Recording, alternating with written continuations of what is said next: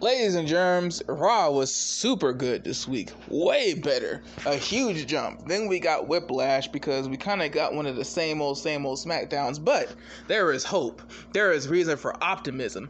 I do believe that we are turning a corner, and by SummerSlam, we're going to have some good content. Me and Darnell are going to talk about it, or should I say Darnell and I? Proper grammar, I don't know. It's English, it's weird. We're going to talk about that.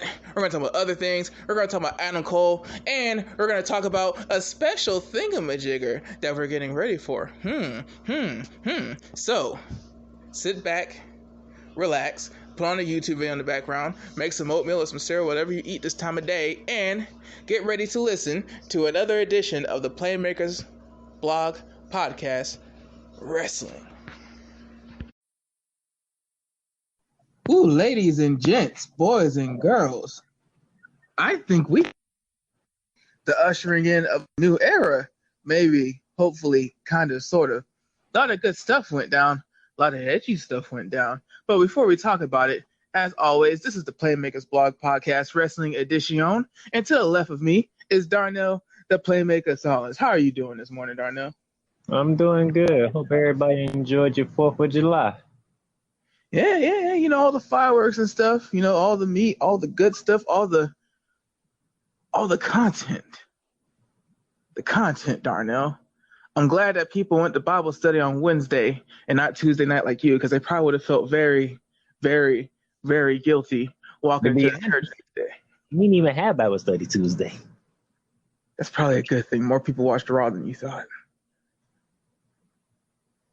Whew. So for first time in a while, I caught both shows on time. Oh man, look at you! Don't get used to it. Trust me, I've had days like that before. You have it and it feels so good, and then bam, the very next week, more stuff to do. Hey, it's the holiday, so. Yeah, well, which segment on Raw do you want to start with first? How you might as well go in order, because that's what kicked it all off. Brother, I mean, the holy shit from Corey Graves, the pyrotechnics, the explosions, the spear through the LED, the fact that one of them is still in the hospital. It seemed like it was planned, but that many amount of explosion was not planned.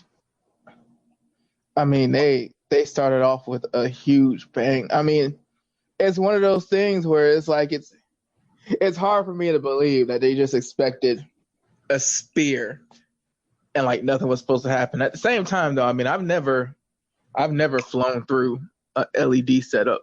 I would imagine that there'd be a lot of batteries and wires and fluids and all that stuff combusting. I would imagine so, but I mean, all those sparks in there not to be a fire. That was probably like that one Jeff Hardy time. But that one Jeff Hardy time was still very shocking and surprising. They took a storyline that most people didn't care about and turned it around in one match. But dude, like that's shout out to that. These are two guys where it's like when you look at the landscape of pro wrestling in general right now, pro wrestling is going through the MMA and boxing problem. We don't have a lot of heavyweights. We don't have a lot of true heavyweights. So these two and their feud being so stale, and these two not being able to get anything going. Like, Lashley, ever since Leo Rush has been gone, lost his mouthpiece. He was probably trending upwards. Braun Strowman, I mean, they missed that window of opportunity when Alexa Bliss was hurt. For whatever reason, they didn't go with it. But both of these guys, they don't have mouthpieces, but they weren't doing anything to help them either by putting them in arm wrestling contests and tug of war matches and all this other stuff. But that, though, just two titans. Dude, it was like Godzilla and the big old butterfly looking thing. It was just two titans running through the city where everybody is running around asking for help and wondering what went wrong. I just like the lag that happened. All the sparks and everything, all the chaos, all the carnage, and the cameramen are running in and they just hear, holy shit. That was perfect. That was literally I see Mr. Heyman. is utilizing the fact that he was already backstage for a while before he got promoted. Yeah. I don't see how that segment and how they've basically worked that segment the rest of like the main roster's TV. I don't see how you go from what it was before to that, and you don't think to yourself, Vince may have the final say, but Paul Heyman definitely got some words in this week. That was basically like a teaser for like, oh, you thought that was something. You thought that spiced up a feud. Ooh. Like, that was a great Raw. That was a great start. It was. That, What? you know, the fun thing was, we didn't see Bray Yeah, Wyatt. they're nothing still all this doing the week. puppets in the background. Like they're still doing the like he's lurking, but through the spirit of the puppets. And I mean, that's interesting because at what point is it going to make sense for him to debut if he doesn't like debut? Now, you don't want Bray Wyatt to do the whole debut and do a squash match against Apollo or Kurt Hawkins or something. But at the same time, I'm interested to see like who's he going to start tormenting? Who's he going to start, trying to reel in? Is he going to like slowly make a new stable by just being like a Charles Manson and just like enticing people and giving them like this paradise story? Is he just going to be like a one-man like destroyer? Like, what is it? Because you see his Twitter game and you see the puppets lurking around, and it just makes you wonder even more when he comes on TV, how are they going to do it? I personally hope he's on Raw because, man, the way that Paul Heyman had influence on this week's Raw and the way that character just looks and seems, I really don't want like a whole, okay, Paul Heyman only has talk on Raw, so we have to figure out what to do on SmackDown until Eric Bischoff starts his job. Because he's still like moving and everything. He hasn't even like, gotten in WWE yet. But again, wild card rule, it won't even matter. Wild card rule probably won't even be like dissolved until Eric Bischoff gets there like for good and they figure out what they're gonna do with that. But somebody who is here and somebody who is just destroying everything in his path, Samoa Joe. Samoa Joe's putting in hella work. Samoa Joe's putting feet to the pavement and forearms around people's throats. Dude, Kofi Kingston had his first fall since he won the title at WrestleMania. Now it happened in a 6-man tag, but Darnell, that is super significant. This is the man who had 6 matches with AJ Styles to basically close out the traditional brand split. Because, he had that match with AJ Styles, I think at TLC. I think that was the last one. Then, we went to Royal Rumble season and, it was all downhill from there. But, dude, this man had like a long main event feud. And in that feud, it was tricky because A, WrestleMania season was coming up. And B, as we would later find out, Daniel Bryan was coming back. And Daniel Bryan on that tier where it's like, we're not just gonna have you come back. No. Like we're gonna bring you back as a heel. We're gonna bring you back as a world champion. We're gonna bring you back, and we're gonna do it on TV and just shock everybody. So it made sense. It made sense, but dude, we're at a different point now. SmackDown's ratings keep going down, and that's not all Kofi's fault. But at the same time, we all know, like in the Ruthless Aggression era, 3 months was like a really, really good reign. 3 months got you the actual world title win, some defenses on TV, about 1 or 2 pay-per-view defenses, and then by the time you lost, it was like SummerSlam or Survivor Series or the Royal Rumble. When you think about it, 3 months is a quarter of a year. There's 4 major pay-per-views and 5 depending on who you're talking to if you include Money in the Bank. SummerSlam's coming up. WWE has been doing long-term stories and feuds, which isn't a bad thing. It's just they do them to the point where they get stale sometimes. Kofi Kingston can escape at Extreme Rules and lose at SummerSlam. But the fact that he finally took a fall, and a submission fall at that, on Raw. I mean, hey, look. Not saying that Seth Rollins looked that strong later on in the night himself, but I mean, dude, we're like I just said, we're heavyweight starved, and we're bad guy starved. That whole what are you in about Seth Rollins and Becky Lynch? You know, the way that segment was going with Seth Rollins and Becky Lynch, you would think to yourself, hey, this is your world champion. Don't you kind of sort of want to not make him look like he's, you know, whipped? When you got all these married people on the roster who aren't whipped. And boy, one of those married people came into the screen. And they had a match with 2 of those married people. And oof. That was not PG, Darnell. That was not PG, and it had nothing to do with the champs either. Darnell, I'm a level with you as a married man. I mean, when it started off, I was like, oh, okay, that's different. But I mean, to each their own. You got to figure out what you got to do. But as it went on, I was like, oh, I see. He doesn't have a safe word. He needs to say the safe word. I think it's gone too far.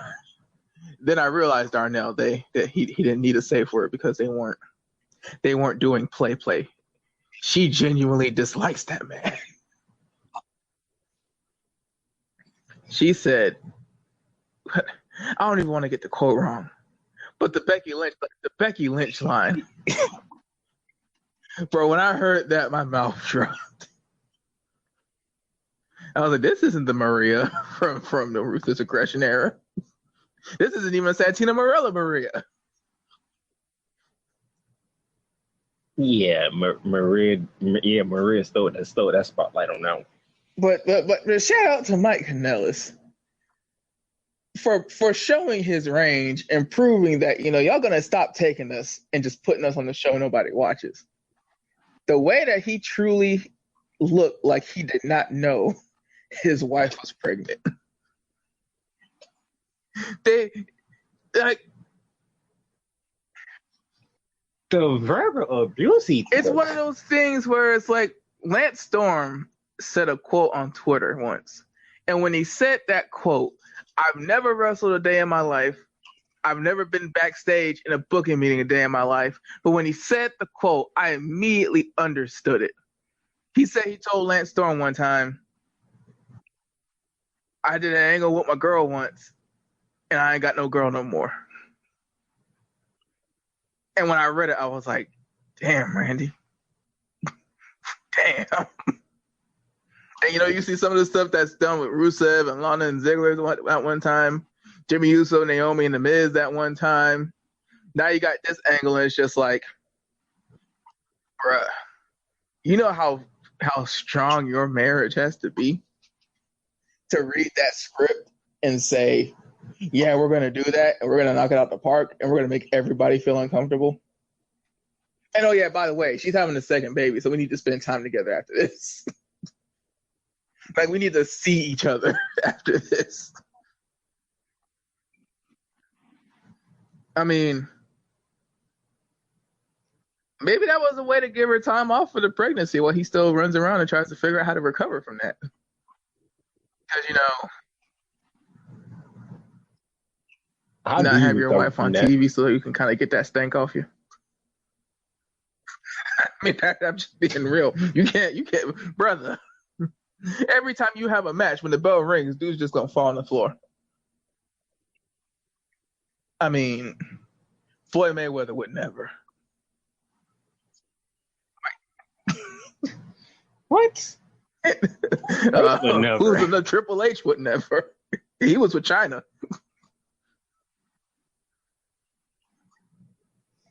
Ain't got wrestling. He still would never. Test, Scott Steiner, Bubba Ray Dudley, they never. Oh God, that. Hell, Goldust never did. He did smack up Derrick Rose. Oh God, that is not funny. But dang, Goldust really did. Even Goldust. You mean to tell me Mike Kanellis is more of a bitch than Goldust? Oh God.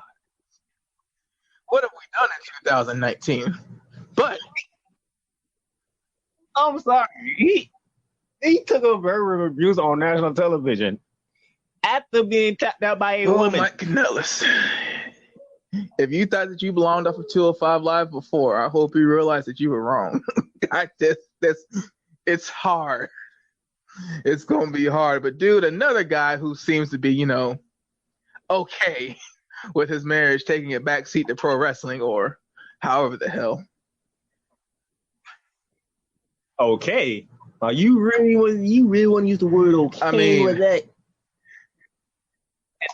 Honeymoon right now, acting a Drake fool. Maverick is out here living his best life during his second 24/7 title reign. He even put side plates, Darnell. He even had. He said that another quote. I don't want to get wrong, but it was basically along the lines of now they can go 24/7. Yes. Forget his luggage. He doesn't need it. I mean, how did he convince the wife to do that? I mean, does the wife get a royalty check? Does she get an extra check? That would convince us. That pays. How did convince the wife? She's been on TV twice now. They did the wedding spot and they did the Raw spot. Man, that's $1,000, bro. That's a chunk of the honeymoon. I mean, because according to Dean Ambrose, extras get $500. So if we go by what Dean Ambrose said. And by the way, that's a side note here. All y'all that's mad at Chris Brown, Drake Maverick married a black woman. Damn, we finally got to get a Chris Brown reference into this podcast. Shit. Oh yeah. Trust me, it's been you can't. Well, after that segment, talk about Stone Cold and Goldust and that's fair. That's fair play. But hey, Drake Maverick no his best fight. Not. Lurking somewhere, there's gonna be a video come up at some time during this weekend. But No Way Jose is clearly not living his best life. They done took the weave out. But they did not take the getting stomped out. Cesaro put hands on the man. He blessed the man. He touched the man. What is it? The character? Is he not doing the whole brass ring thing backstage? Is he not pitching? Is he just comfortable with it? What is it? Why is poor No Way? Why did they give him the same Adam Rose gimmick that Vince McMahon absolutely hated? Then what makes it even weirder is Adam Rose had vignettes. Adam Rose was very, very good speaking on the microphone. Adam Rose had like a full dimension to what he was doing. Even when he turned heel and was like abusing the party crew. But No Way Jose is just like, okay, your idea of adding more of a dimension to your character was neon weave. We literally have somebody who does that. They don't let him talk. They barely let him get any shit in. He's really just like there. But the sad thing is, like, Kurt Hawkins somehow, some way made being the job guy into something as big as the Brooklyn Brawler. And he got a payoff by winning a title at WrestleMania. Apollo Crews. He has that look and he can wrestle really, really well. And it's just, he comes out and he smiles and it's weird. But I mean, he's like the legitimate guy that you have a great match with and beat. And that's supposed to be some hard fought thing. But with No Way Jose, it's like he has a Congo line. Yeah, we'll get back to Apollo because Apollo did something very good this week. But yeah, that was probably your downfall overall. But you know, I mean, what you going to do? I mean, I just don't understand why Cesaro is getting squash matches in the singles division. I know Sheamus is hurt, like seriously hurt, but at the same time, it's like, dude, you ain't gonna do nothing with Cesaro in the singles division. Let's be real. You have Ricochet feuding with AJ Styles right now, and somehow, some way, Finn Balor still has not been on TV. Like, yeah, but, hey, somebody who was on TV 2 weeks in a row, surprisingly, The Undertaker. I mean, he had some choice words for McIntyre and McMahon. If you ask Kevin Owens, he was scared of them. But it was a natural reaction because when you hear the gong and everything, your first reaction is to just go to the fourth row. He went Not Drew McIntyre. No, Drew McIntyre, he was forced to the third row. Nah, let's call it what it was. He was forced into the third row. He was not leaving that ring. Well, sometimes you got to make business decisions. Man, that's what Shane did. But, man, Undertaker, another not PG moment. Oh, boy, just, taking souls. Like he's tall, white Jesus. Just, yeah, he took it back to like 98. Now, he's older now, so he can't be like, the 330 Undertaker. But, I mean, I remember that Undertaker back in 98. And, oh, man. Yeah, well, yeah. Yeah. Wasn't it Shane that got put up on the cross? Oh. No, that was Stephanie. Oh, God. Oh, wow. Monday Night Wars, man. What? Not going to with that. Jesus. Because that's a whole nother podcast. That's one of those historic podcasts is when we need filler.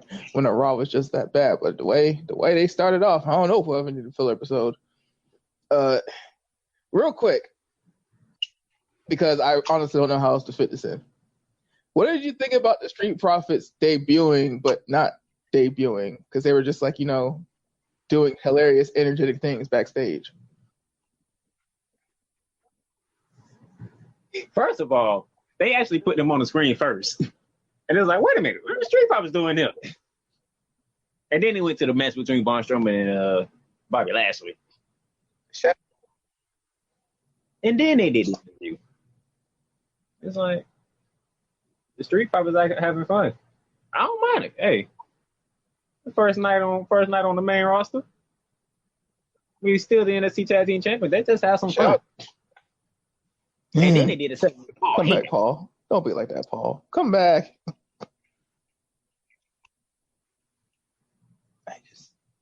Just shout out to Montez Ford wearing the crown on the main roster with the red jewels in it, the rubies. But that's dedication. I got a question for his wife because I ain't seen his wife in a while.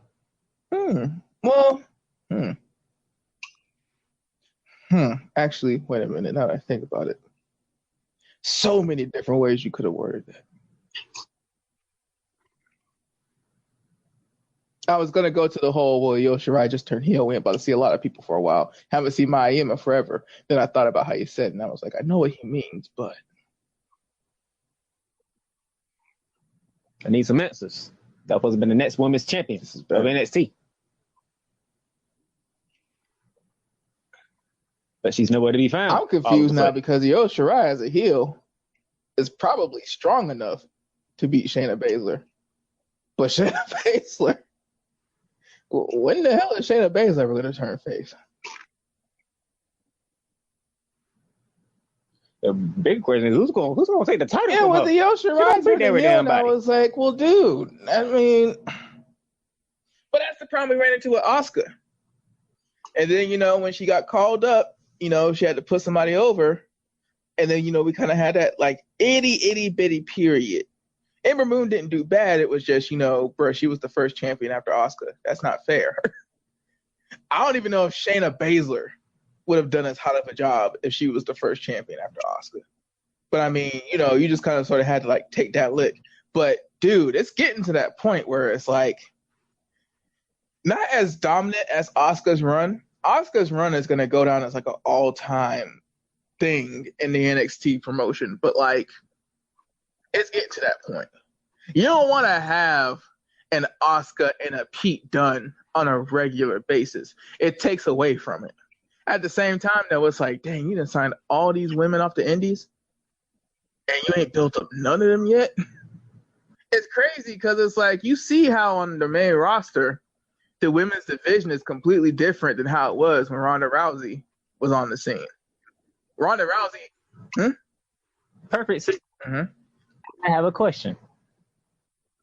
What do you think of this whole Alexa Bliss and Nikki Cross thing? I wonder why they haven't just won the tag team championships yet. I wonder why we're doing the whole Nikki Cross won a match last week, and now Alexa Bliss has a title match, even though she won, instead of the Iconics are not on TV. The Iconics have been made to look like jokes. The Iconics have basically done what Sasha Banks said was going to happen if they won the belts. Why aren't we doing the whole, Shane McMahon Miz thing instead of the exact same thing that you did the other Alexa Bliss storylines? Alexa Bliss out here losing matches and Nikki Cross out here winning the same match. Then she turns around and loses to the person she beat for Alexa Bliss to get a title match. That's why I'm just like, you see how it doesn't make sense now. That must be why you had her lose, because 50-50 booking. Why? That's a lose-lose scenario. And the only reason why I'm bleeding across is because, I mean, they've used the storyline on both shows. So, I mean, it makes sense to bleed it across. I mean, so, like, I don't... Yeah. I'm wondering why we don't just kill those two birds with one stone. Because let's be honest, Darnell, I mean, all the belts are just for a storyline anyway. So why aren't we using the Women's Tag Team Championships in a more prominent manner? At least then there's more stakes to when Alexa Bliss betrays Nikki, or in a surprise, if Nikki Cross betrays Alexa. I mean, it's been a while since Alexa Bliss has been a face. I think she was a cheerleader in NXT.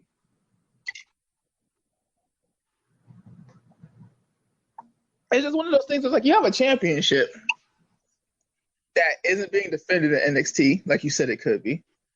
It's not being defended in NXT UK like you said it could be, even though they're both Australian. And it's not being defended. It's not even on TV. They're not even getting promos. Like, you have a 3-hour show that you always struggle with. It was good this week, but I mean, let's be real. You have 5 hours of content that you always want people to believe that's a sob story. Oh, well, right, 3 hours of TV. Okay, well, I mean, you have a whole championship you're not using. Instead of having some... Go ahead. You want me to drive your point home for you? Mm-hmm. You said 5 hours of content, right? No women tag team champion appearance, right? But quite frankly, they had a commercial that was aired. Talking about cars.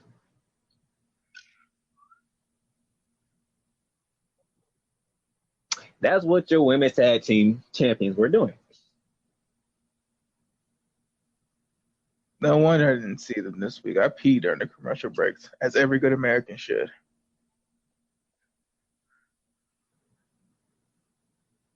But I mean, you got 4 different shows they could be defending the titles on, and all we get is a commercial about them with cars. I mean, they could easily be like those ambassadors without the belts. The Iconics are like really good for what they do. People bag on comedy wrestling and shtick wrestling. Like, dude, there's a place for it. There is. It's just the problem is, like, a lot of people want their wrestling to be serious. A lot of creative teams want their wrestling to be serious in certain moments. And when you put a championship on a comedy character or a comedy team, You have to do what you did with Kofi Kingston. You have to work that much harder. And you have to get rid of some stuff. And some people can't do it without their stuff. That's why they're always doomed to do like a certain thing. That being said, like, Sasha Banks tried to tell you. She tried to tell you. That's why she's still not back. She was right.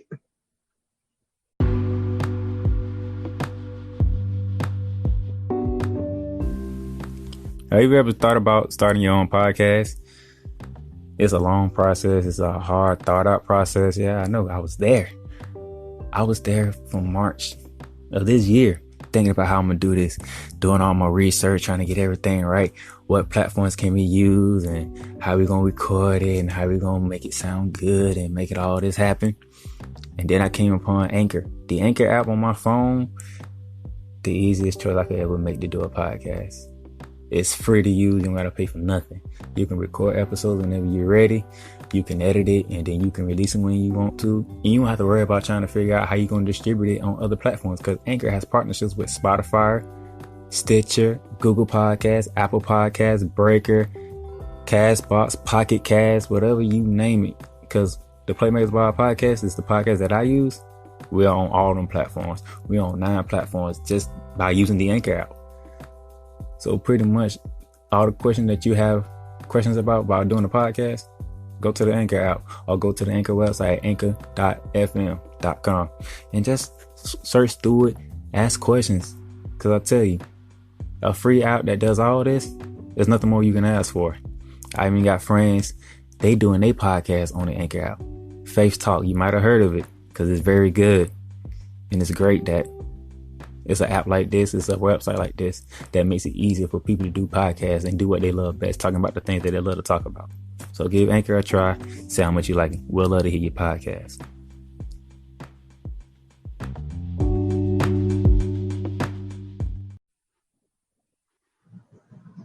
Mm-hmm. You know, speaking of series, 2 weeks in a row, the Universal Championship didn't main event. You talk about some real wrestling. You talk about a heavyweight wrestling championship, a championship that goes back to like what is it, 70s, maybe the 70s. You know, Harley Race, his prime. And we still have a storyline that we don't know which way they're gonna go with it. Oh no, which one is that one? Because I just saw Ricochet get blasted. Yeah. The U.S. title is in the storyline, but did the club just reform? Oh, no, it's not an if. They did. Oh, they did. No.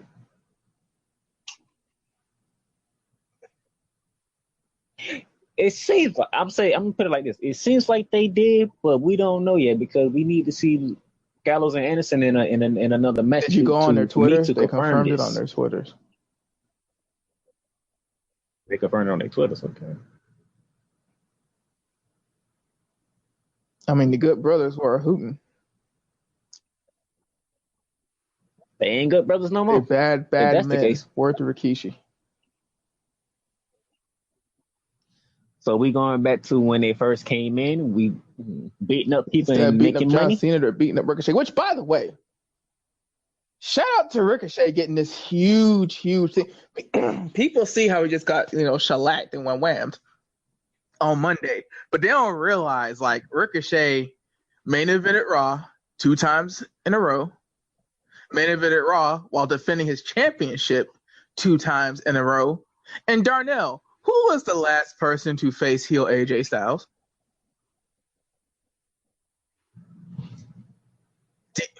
No, it was Dean Ambrose. But before that, it was John Cena.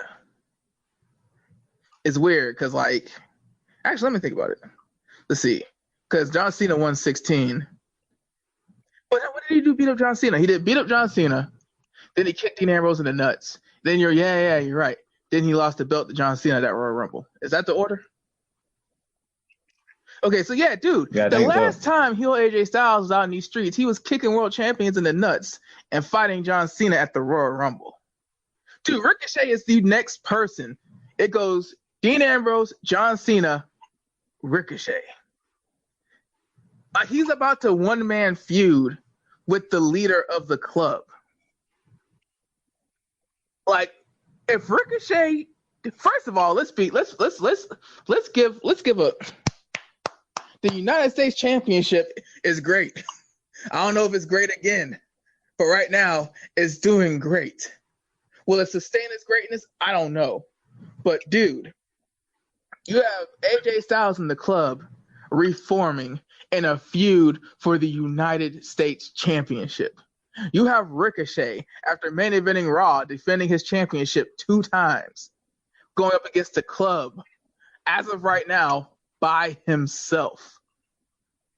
Dude, if Ricochet comes out this feud on top, or if Ricochet actually gets, like, not destroyed and manhandled, dude, you know how big that is for Ricochet?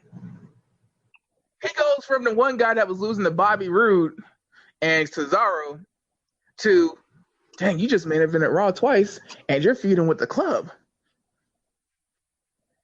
Meanwhile, you got the original leader of the club who's not even on TV, and I'm starting to wonder how much of that is because he wore the LGBTQ pride shirts in Saudi Arabia. Didn't cross my mind till now. But, I mean, dude, that's huge.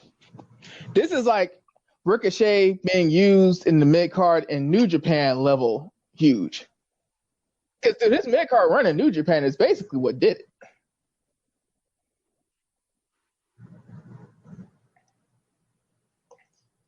Hey, shout out to Ricochet. Good for him. And speaking of guys that came from NXT, somebody knocked on Aleister Black's door last week. He opened it and there was nobody there. And we are going to SmackDown right now. So whoever playing mind games with Aleister Black, he loves it. We don't, because we want to know who it is. This is not good shit.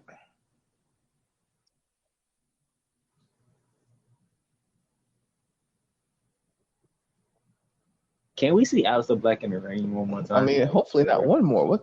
What's he going through?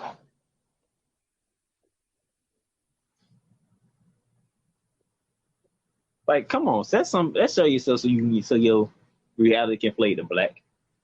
Because that's what we all waiting for. And I mean, I'm disappointed in his bottle cap challenge, bro. I saw a Hispanic grandmother throw a shoe and knock the cap off. It was clear that somebody was holding his bottle.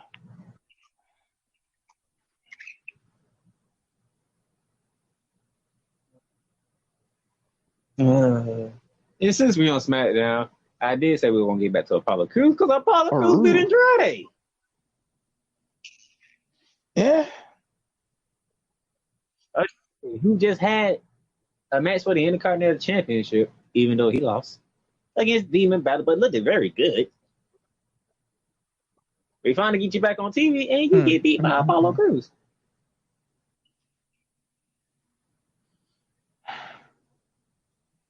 I don't even know if this is an example of 50-50. Apollo Crews has been the job guy for so long. Maybe he just needs a win every once in a while. Maybe that's what it was. Maybe he just needed a win. Just plain and simple. Man, speaking of 50-50 booking, all 3 of these ladies in 50-50 booking, in my opinion. Shout out to Ember Moon. You got yourself a victory. You beat Mandy Rose. After you lost last week to Sonya Deville. How do we go from Mandy Rose being involved in the main event picture for the women's SmackDown title to we just going to have y'all 3 feud with each other and that's it? I mean, nothing's on the line. It's not even like you guys are really being that catty. It's just you guys are just going to keep having matches together.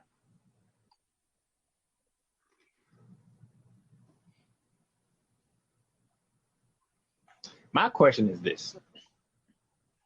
Because obviously, Ember Moon has backup, but they're not utilizing the backup. Mind the fact, the backup was on Raw beating Alexa Bliss and then got beat by Nikki Cross. But yet Ember Moon's out here fighting these two on her own. You know, these things happen.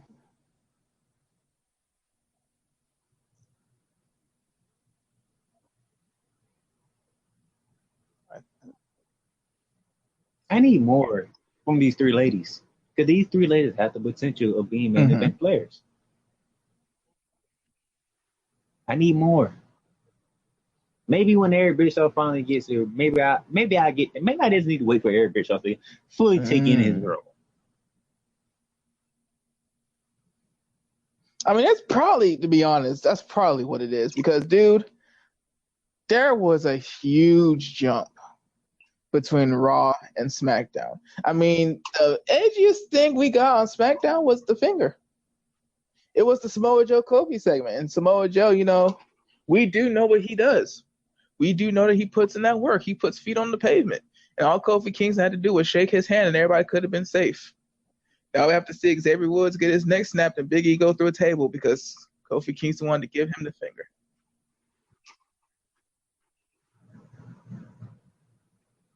I think somebody threw the Stone Cold Kofi. I mean, he did the Stone Cold middle finger and everything. He didn't do the half index finger or whatever. But I mean, you know, it's not like everything has to be just balls to the walls all the time like Raw was. But I mean, at the same time, you kind of can't do that sort of whiplash. You can't go from what Raw was to PG except for a middle finger. You have to stay consistent. And it's going to be interesting to see because we all know that this is basically a transition period. We know that, you know, the wild card rule was something that Vince McMahon did, let's spur the moment. We know that Eric Bischoff, if you saw the clip from that one interview from Inside the Ropes, he's not really a fan of the wild card rule and how they're doing it now. And he shouldn't be. And him and Paul Heyman, they both have different identities and different way of doing things when they're in charge of creative. It should be different. It should feel different. I think the reason why they put two guys who are running promotions during the Attitude Era is because they want the shows to be different again. I don't think that the wild card, if they can get the ratings up, is something that Vince will just be so hard pressed to let go of. Because to be honest, the wild card rule is really just an excuse to have Kofi and Roman on both shows. There you hit it on the head. The disappointment of the whole week. As I recall, it's 4 guys involving Imagine Extreme Rules, but I've seen 3 of them on Raw and 2 of them on SmackDown, and 1 is still missing. 3, not 4. But you know, they did plug the GQ interview where he was talking about his real life diet and what's that? Oh yeah, he had leukemia. No, I don't care. That don't qualify. That don't qualify. You supposed to be the big acquisition from SmackDown Live, even though they keep saying about Elias, but we all know what the truth is. You ain't been with SmackDown for 2 whole weeks. You're supposed to be on this brand so they could build you up legitimately so that you can win the title. And then you weren't even on Raw. We're using the wild card rule so you can be on both shows.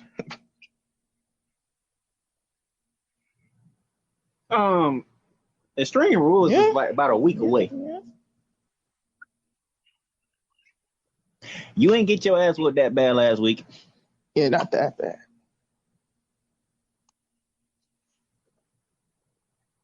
It probably would have been that bad, but guess what? You had to reap at your defense. A taker of souls who digs holes. So if you don't show up on SmackDown this upcoming week, it's gonna be some problems. And you don't want no problems.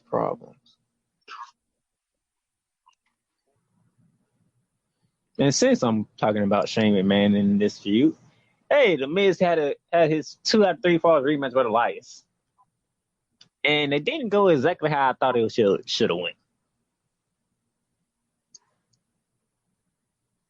I am disappointed in that match, to be honest. I thought that was a match The Miz would actually squash Elias. To be quite honest with you, I was hoping The Miz would squash Elias. Not to go against Elias, but I felt like this is a good point. Okay, it's gonna be you and Elias 1-on-1, no Shane, no nobody. You might as well just squish him and say, I'm not done. One weird thing I've noticed about CMLL, and I say CMLL because that's the only promotion I know that regularly does 2 out of 3 falls matches as their traditional setup. I can't remember if AAA does it because I think it's a Lucha Libre thing in general. But CMLL, like, you know, they rarely ever have sweeps. Like, dudes rarely ever get swept in their 2 out of 3 falls matches. So I think if you're doing 2 out of 3 falls as a base match type instead of a specialty match type, and again, I don't even know how long this is going to last. It's not going to last that long. It's just not an American thing. But you kind of can't have the sweep, especially if you're going to have Elias be like a loosely affiliated member of Shane McMahon's mid-card Omnivortex of Doom or whatever Wrestle Talk calls it. You kind of so you can let him get a fall. I mean, dude, he tapped out to like a very, very intense figure 4 leg lock. He submitted at the end, so it's one of those things where it's like, yeah, you gotta fall, but hey, it's just me. I just felt like, you know, last week they beat the brakes off the Miz. The only reason why the Miz got a fall because Shane McMahon got disqualified. Elias got disqualified because of Shane McMahon. I felt that it would have evened out if the Miz would have squashed Elias. But he still was in a war with Elias. And it's like, that doesn't make Miz look strong whatsoever to me. Well, you know, Miz is in the low right now. This is the weird thing is about where Miz and Elias are right now. This is when you use 50-50 booking because hopefully by using 50-50 booking, a non-title feud can erupt out of this and can maybe make the pre-show. So you have a lot of matches right now where it's like, or feuds right now where we're just bored with it. Like, how long have Braun Strowman and Bobby Lashley been feuding? How long? Yeah, you have to throw them through LED and have an explosion of pyro to make us somewhat interested in that. You're doing tug-of-war contests and arm wrestling contests. Elias can talk, Miz can talk, and they both can wrestle. Having them be in this thing and figuring out something to be mad about is when you should use 50-50 and see if a match can be lit. A 2 out of 3 falls match is like the example. Like it's 66-33 technically, but still you get the point. And no, I mean I see it because, you know, Elias has been established as that tier of character. Miz has been established as another tier of character. It's just not doing nothing. All I'm saying is I hope that them doing that is them trying to get something to spark, or else you're completely right. Miz should be just snapping legs with 2 figure 4 leg locks in a row. Yeah. Let's see, what else? What else did we talk about? Kofi. Let's see, we talked about Ember Moon. And we talked about Miz. And we talked about Roman Reigns not being on SmackDown either. I just feel like there's something that we're missing that involves. Yeah. We're going up your alley, sir. No, NXT. That's not it. And that's not it. Adam Cole. I know what you're thinking of, but when I watched it, I was thinking about you. Your boy Adam Cole's having fun. Yes. How you think? Are you enjoying this? He Adam is the Cole world run? champion, stable leader that he has always been meant to be. Because he's taking Undisputed some shots. Era is fine. Gargano's ego, not so much. And these ain't, like you say, like you tweeted before, we put some boundaries. I think Adam Cole is putting some boundaries. Yeah, here. you know, old boy went to his turf. Old boy went to his city and stomped around like he's from there. I mean, you know, Adam Cole, is from Panama City, Florida. He is from nowhere near the city of Cleveland, Ohio. So he really just, you know, basically tested it. Test the Gargano's gangster if he has been gangster.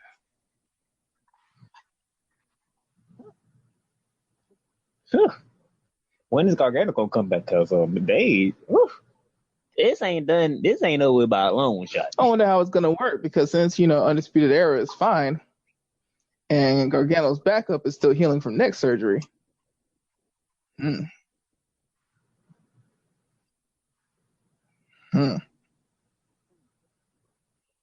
Speaking of, shout out to Roger Strong, great victory over Tyler Breeze. Shout out to Tyler Breeze for being in the main event. I mean, I just don't mean to be a dick about it, but you're good. All right. Next Sunday, rules. Oh, by the way, now the match between Undertaker, Roman Reigns, Shane McMahon, and Drew McIntyre is actually no holds barred. Yes, no holds barred at Extreme Rules. And the mixed tag team match for the titles, there's no. It's just so the mixed tag match is Extreme Rules, and this random tag team match is no holds barred. Basically, it's a hardcore match, but they don't want to say that they're all the same match, so they're going to give you different names for it. It's all a hardcore match. So now we got to figure out which match going to be more brutal than the other one. They're probably making the other one an Extreme Rules match so Undertaker can have some leeway. Undertaker's going to have to throw some sloppy punches outside for this to work. I mean, Roman can carry the team, but See the main event, because it's going to be in the main event, that mixed tag match. The mixed tag match is going to be interesting because there's no countouts. Really, it's a tornado tag team match because you can't DQ somebody for not tagging out or getting out when they tagged in. So really, it's going to be a tornado tag. Both of them are. But so my question is, is this an opportunity for Lacey Evans to not be a lady no more? Dude, she's a Marine. Go all out. I hope that this is the match where they have that character piece, because every character has that tick. Hopefully that's her tick of just when the shots are firing, when the bayonets are drawn, something different just happens. Because they've built her up to this point. She's gonna main event in a winner takes all mixed tag match. They gotta let her let loose because this is it. This is the end of the feud. So they might as well go out with a bang. Pay-per-view's called Extreme Rules. They have an Extreme Rules match. It's for all the championships. Gotta let loose. Dude, if she lets loose in this match and goes all the way from just random chick that's catwalking to letting loose and going to town and bringing the house down in a main event mixed tag hardcore match for 2 championships, I will be so confused because I'm like, how did you have a perfect sequence of character development with Lacey Evans? And then you have people like Apollo Crews and Andrade and Finn Balor, where it's just you have absolutely no idea what to do with them. You just took this chick from catwalking all the time to basically being one of the best heels. The weird thing about this era is everybody wants to cheer heels. Everybody wants to be happy with heels. Everybody wants to act like they know that the heel's a bad guy and they're just playing along. We genuinely don't like Baron Corbin and Lacey Evans. We genuinely don't want them on the team. We're genuinely tired of them getting championship matches. And dude, in this era where everybody knows something about whatever, that's pretty much what heel heat is in 2019. That's pretty much what it is. If we don't want to, you figured out a way to get us to not want to cheer them. We aren't going to be happy if Baron Corbin has his boyhood dream moment. We're not going to be happy if Lacey Evans wins the title. We're going to say, God damn, not again. No mas. And that's what we're supposed to say with heels. We're supposed to be tired of heels so that when a face comes, we're that much happier that they get their ass on somewhere. Now that it will win, but I mean, dude. Like, Lacey Evans right now was like legitimately one of the only people on the roster that you can generally say you detest. I mean, hell, even Samoa Joe. Samoa Joe, we clearly can tell that he is a villain. But at the same time, it's like, I understand. I understand where he's coming from. Sometimes you have to give those ultimatums, Darnell. Baron Corbin, though, he's just a main event guy wearing a waiter suit. Nobody believes Baron Corbin when he gives an ultimatum. If you didn't catch the tweet by Dallas during the Impala Cruz thing, we got something coming up right around SummerSlam time. This is true. Stay tuned for more details as we continue to work this process. But I just feel like it'll be a giveaway of something. So stay tuned for that. And as we normally do, we give a shout out. I'm giving a shout out this week. I don't know what you were doing yesterday. I don't know if you was on social media all day yesterday or not. But we're in July, so my favorite tennis tournament is the Wimbledon.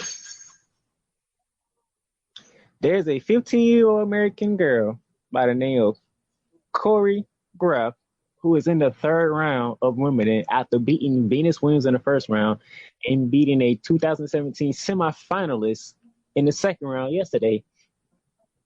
After playing three matches to get into the tournament. And you know the crazy part is? What? She ain't dropped not once in 5 matches.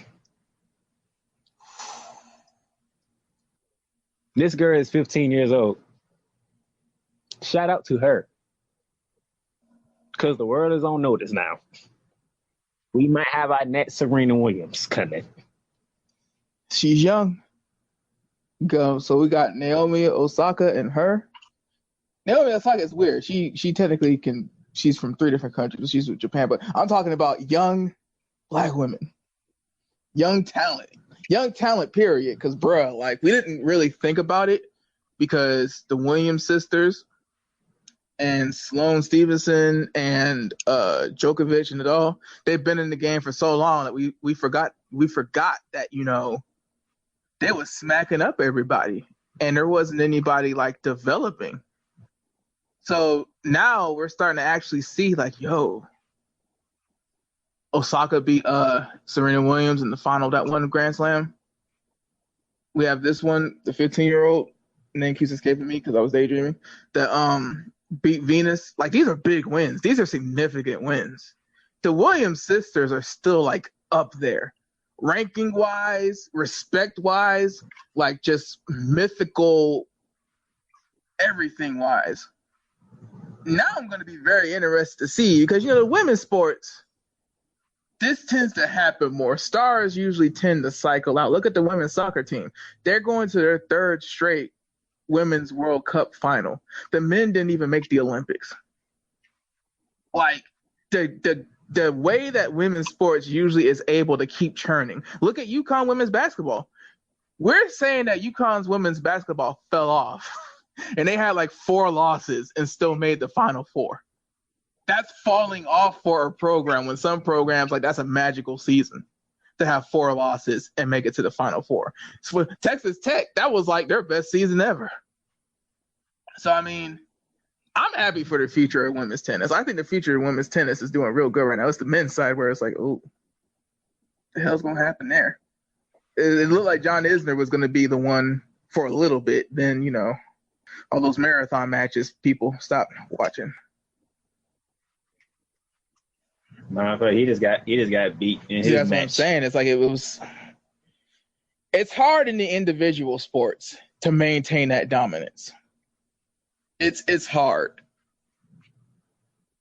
But I saw a headline from 24/7 Sports the other day, Darnell.